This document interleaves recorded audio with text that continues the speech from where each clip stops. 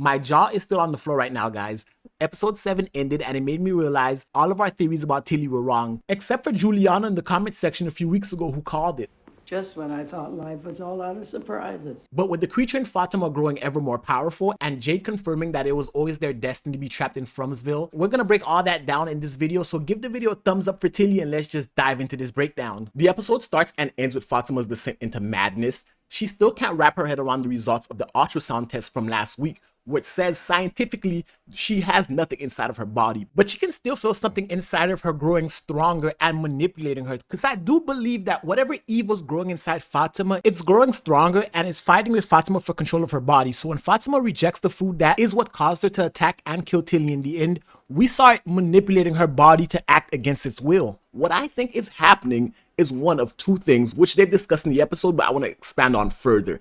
One, I do think Fatima has something inside of her. This is Frumsville after all. During season 2, Boyd had invisible worms that no one could see. Even in this season, Randall is still being harassed by the invisible cicadas that no one can see, and Marielle actually had that same experience, so you would think she'd have more sympathy for what Fatima's going through. But ultimately, can you really blame them? Because it's really one of two options. Because if Fatima really is pregnant, it's an evil entity that has been sent to destroy the town. It already took action by attacking Tilly, which I want to say we all owe Tilly, me specifically, an apology, because I put so much weight on the fact that she may have been evil. Ultimately, she was just trying to help. And when she was doing the tarot readings, it was a warning to her to stay away from Fatima. We know in Frumsville, crows serve as a warning.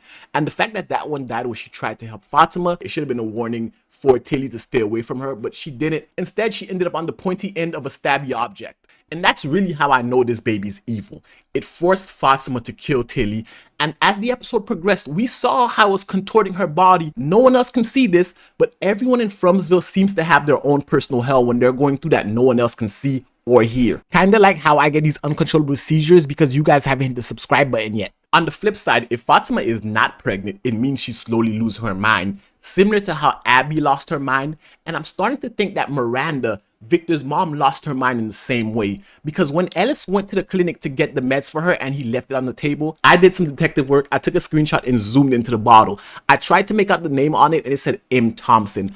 I don't know anyone in the show named M. Thompson, except maybe it could have been Miranda using her maiden name as she ran away from Victor's dad. When Abby, Boyd's wife, lost her mind in the first season, it was a descent to madness and she started killing people, similar to as forcing Fatima into the same thing, causing her to kill Tilly, and who knows how many more people she's going to kill unless Boyd gets a hold of this. Speaking of Boyd, how exactly is Boyd going to manage this situation? Fatima is his daughter-in-law after all.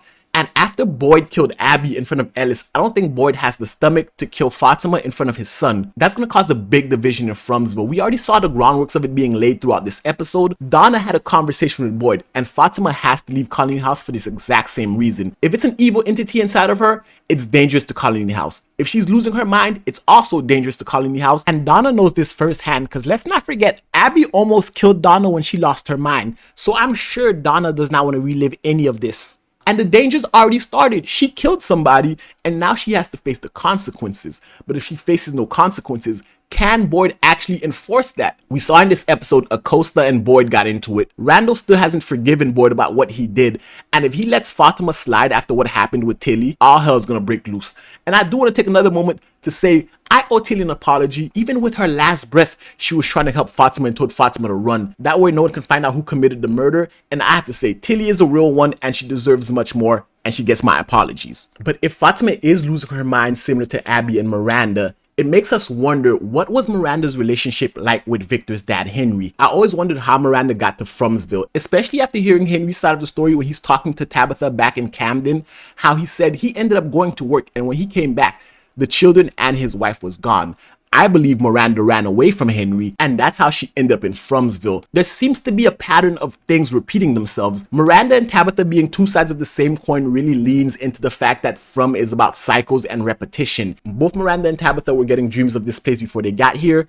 Both Miranda and Tabitha share two kids, a boy and a girl, and both of them have marital problems with their husband, and it's during these problems that they end up in Frumsville. And that's just Miranda and Tabitha. Looking at Fatima and Abby, it's a reflection of the same thing as well. It's not lost on me that Boyd's wife lost her mind, and now Boyd's son Ellis's wife is losing her mind as well. And what makes Henry even more suspicious is the fact that he's only been in Frongsville for 2 days, and when he's drinking with Donna, he reveals in a moment of weakness that he thought for 1 second life would be better if he continued thinking Victor was still dead. Bro, it's only been 2 days. Victor has been through a lot. And instead of being the good father that he was portraying before, the first thing he thought of was he doesn't want to deal with this. It goes to show just how deep was his connection with his children, which brings us back to the fact that Victor blocks out traumatic memories and he doesn't have any memories of his dad.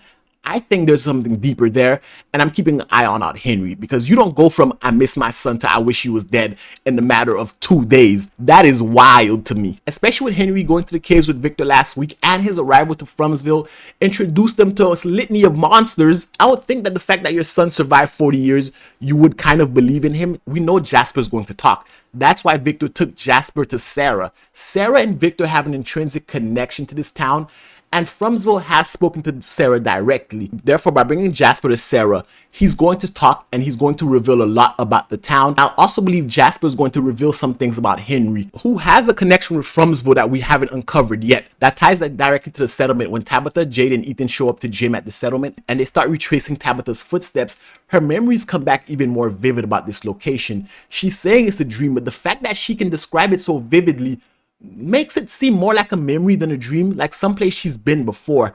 And Ethan brought up a very interesting question. What happened to the people that were there? I don't think they all escaped. I think whatever was there killed them. Tabitha was going through her dream and talking about there was a creature causing people to scream. And for the past few episodes, that creature has been getting rowdier and rowdier. And with Jade breaking the totem, ward, effigy, whatever you want to call it, way back in episode 3, that creature is now on the loose. Tabitha said in her dreams the creature was causing people to scream, so we know it's an ancient evil that can walk in the daytime. That's something completely different than the rest of the creatures they faced before. The rest of the creatures only come out at night. But if there's a creature that can walk and attack people in the daytime, that changes everything. And that ties right back into the fact that this is a pattern. Frumsville seems to be a pattern, a circular motion of destiny and predetermination. Jade kind of leads into it a little bit, but I want to dive a little bit more into it.